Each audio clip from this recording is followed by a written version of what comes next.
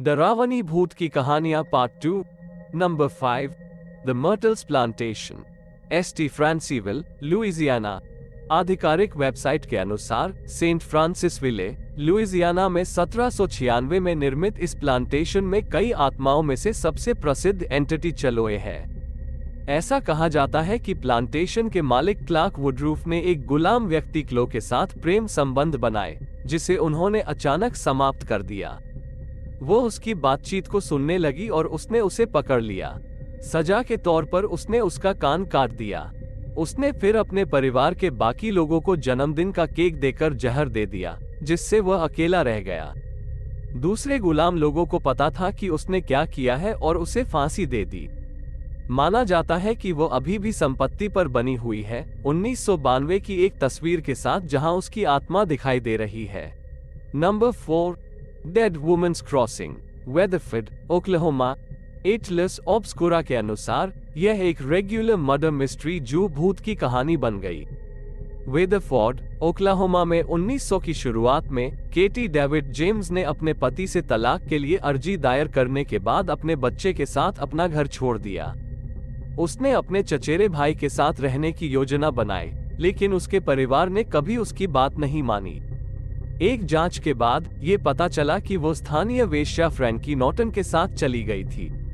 उसे आखिरी बार एक गाड़ी में फ्रैंकी और उसके बच्चे के साथ घर से निकलते हुए देखा गया था। फ्रैंकी बच्चे के साथ लौटी, जो खून से लथपथ था, लेकिन केटी के बिना। उसका शव बाद में पास के एक नाले के किनारे मिला, जिसका सिर कटा हुआ था। यह अफवाह थी कि उसके पूर्व पति ने फ्रैनी की मदद से उसकी हत्या कर दी थी, लेकिन फ्रैनी ने दावा किया कि वह केटी की मौत में शामिल नहीं थी। लेकिन जिस दिन पुलिस को उससे पूछताछ करनी थी, उस दिन उसने जहर खा लिया। हालांकि केटी अभी भी आसपास है। वो कथित तौर पर शहर के चारों ओर तैरती एक नीली बत्ती के रूप में दिखाई देती है। Number 3 Zombie Road Wildwood Missouri. Saint Louis के बाहर ज़ोंबी रोड है, जो भूतिया गतिविधियों का केंद्र है।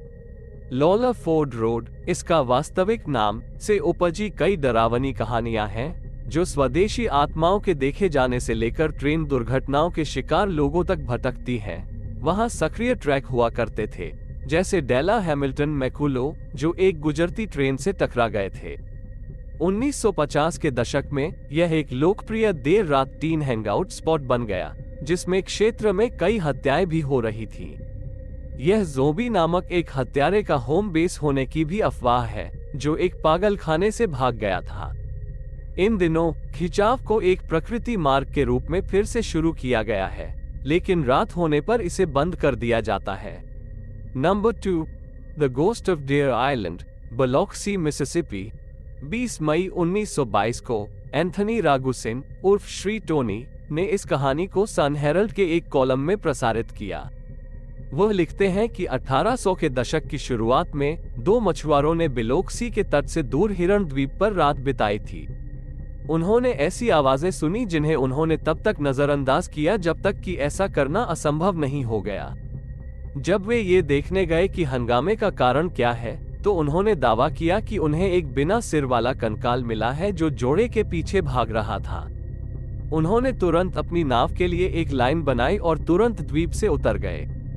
ऐसा कहा जाता है कि बोनी फ्रेम एक समुद्री डाकू का है, जिसका सिर उसके कप्तान द्वारा काट दिया गया था और उसके शरीर को दफन खजाने पर नजर रखने के लिए एक भयानक गार्ड के रूप में पीछे छोड़ दिया गया था। Number 1 the bell witch Adams Tennessee.